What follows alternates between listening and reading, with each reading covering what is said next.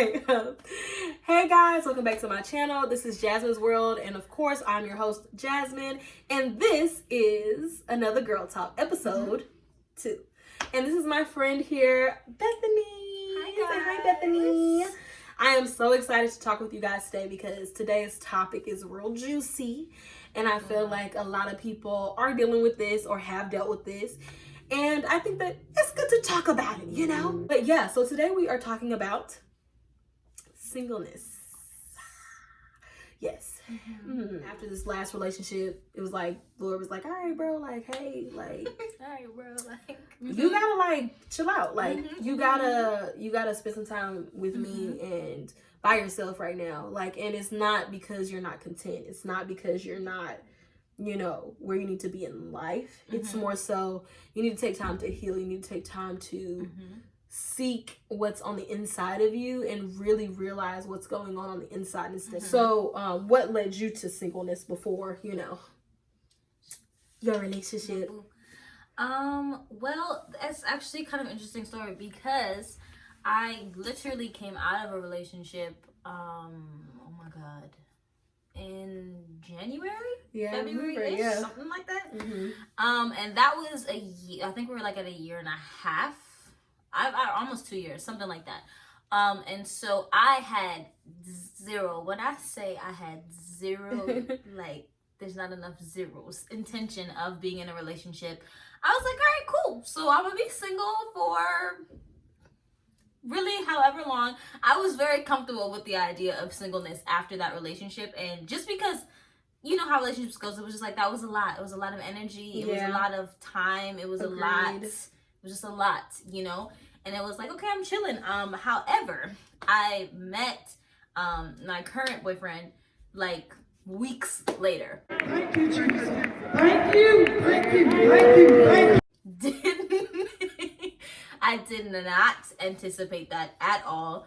I didn't anticipate. The Lord works. Yeah, it was a very, very strange situation. And I actually remember, I don't know if I told you this, but I think you know, in May, was it May?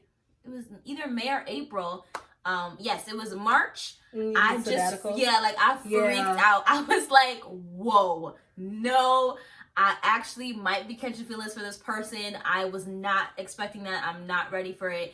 And so again, because I was comfortable with the idea of singleness, I was like, yo, so I'll see you next month. Like, I think God was like, okay, let's just me and you, let's just spend some time together. Let's take a minute. You know, let's take a beat. Let's take a beat. It's okay. And so then again, we kind of got back, I guess, talking, and I was like, okay, well, we're just gonna talk for this season. It didn't look like, I think, what I expected that to look like either. I think our relationship definitely developed faster than I was anticipating, but it was still honest and authentic for where we were at.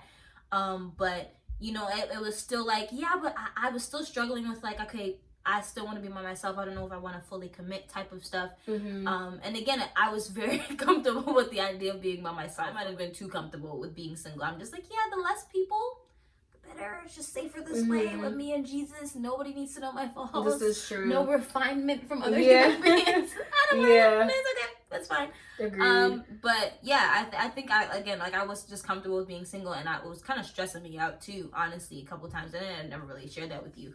But just like really battling, okay, I'm developing feelings for somebody, but there's fears, there's insecurities, there's lessons. I don't know if I've learned enough yet to really be back in this thing or whatever.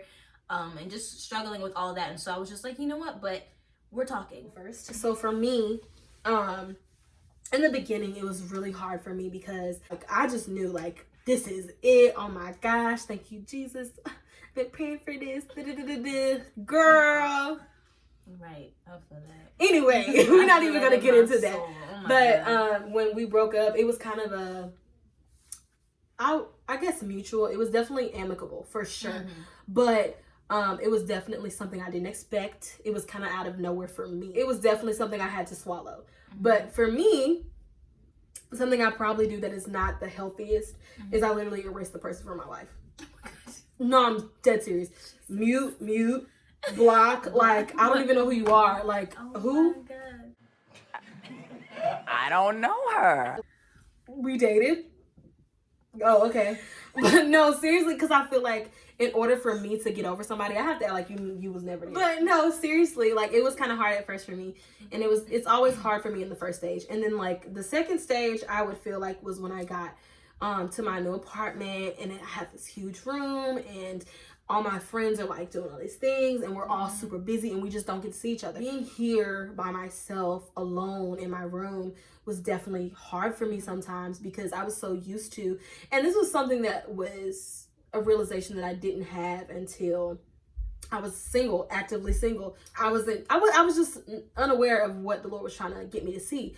And being by myself really, really, really gave me a huge reality check. Like, it was like, oh, you thought you was good. And I realized that I was using my friends.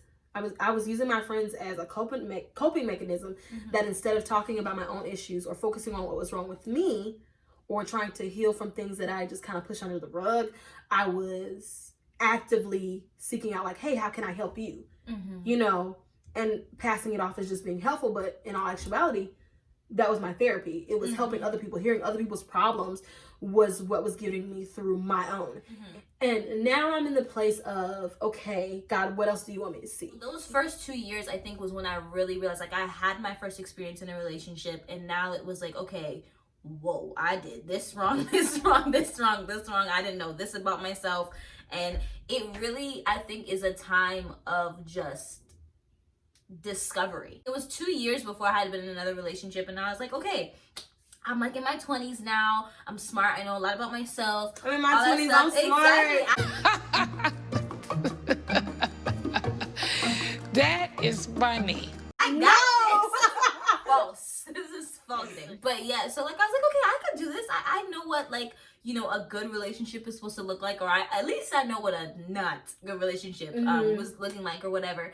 And so yeah, those 2 years, again, I think singleness is really just self-discovery.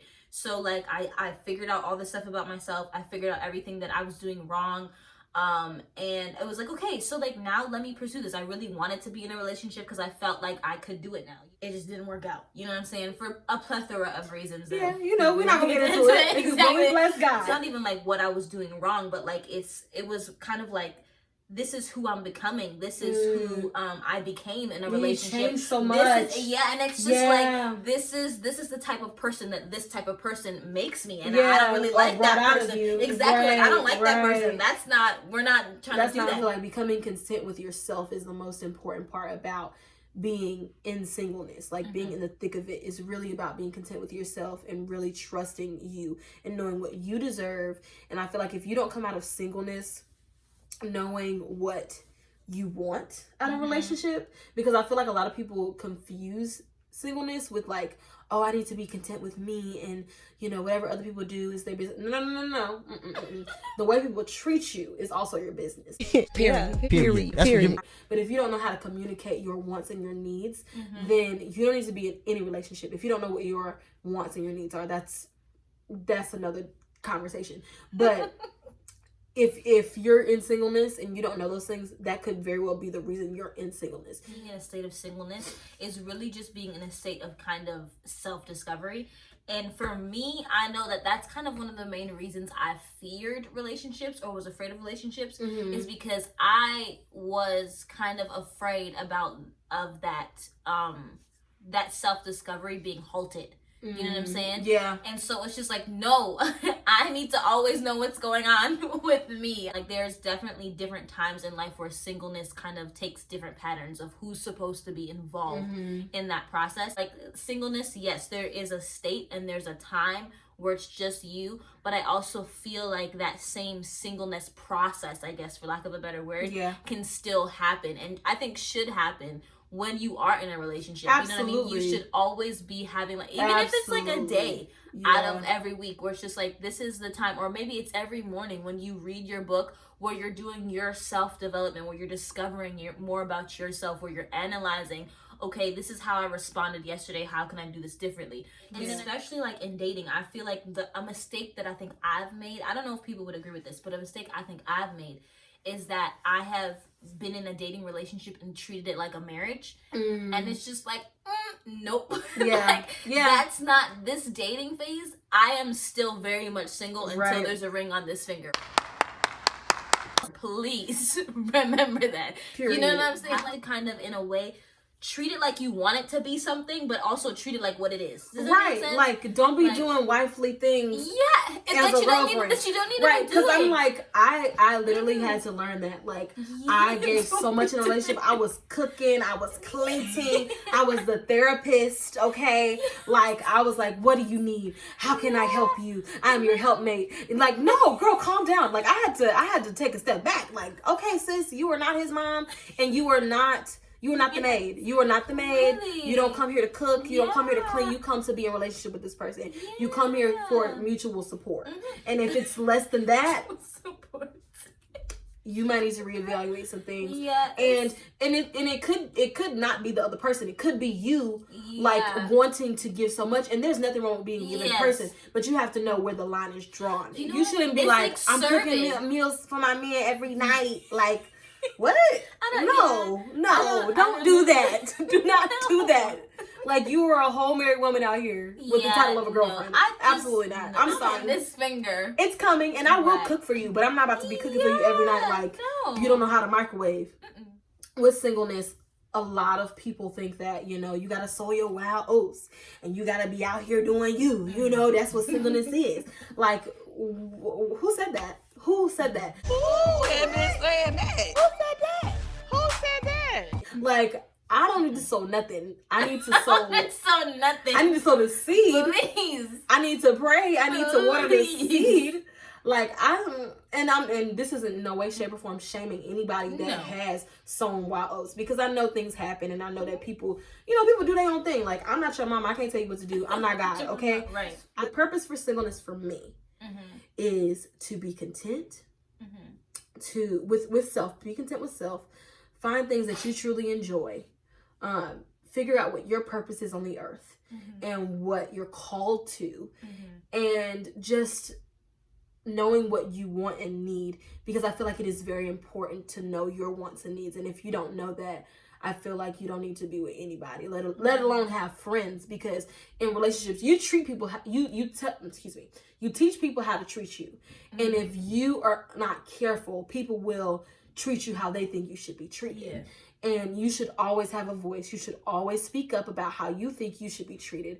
And if you're not there yet and don't understand what you deserve or need or your worth, then this is a point for you to turn around and say, hey, I need singleness. I guess the main focus to me would be like what you're talking about, and I think that is purpose. You really do need to take the time, like, really to discover. And I know everybody's like history and everything looks a lot different. But I think what I have realized personally is whenever I'm like actually like single, like not single and dating, like just really me and God, like finding out purpose and even just sometimes even refining what you thought you knew about your purpose or what it's supposed to look like, getting more information about that thing. I think that's one of the major things that you can discover by not involving it really literally doesn't involve anybody else. It's literally just, that's really that main thing that really does not involve anybody else but you and your God. Like, literally. I think singleness really needs to look like you getting to know your creator, know your savior, fall in love with him. He'll teach you all that you need to know about yourself, and he will honestly, he's really going to take, if you allow him, he'll take charge of that refining process. And then that's why your singleness can look like whatever it looks like. Right. You know what I'm saying? It's because it's kind of out of your hands, but you're still going to get that figuring out your purpose. You're still going to get that having to sit with and deal with different things and discover yourself in different ways. But like I said, as for the details, I stay clear. Amazing talk. Seriously. Yes, I like this. It's always a movie when we link up.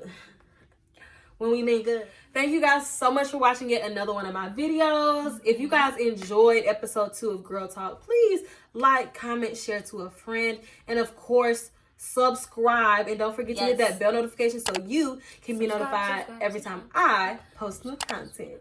So thank you all once again, and have a blessed day. Bye, guys. Bye.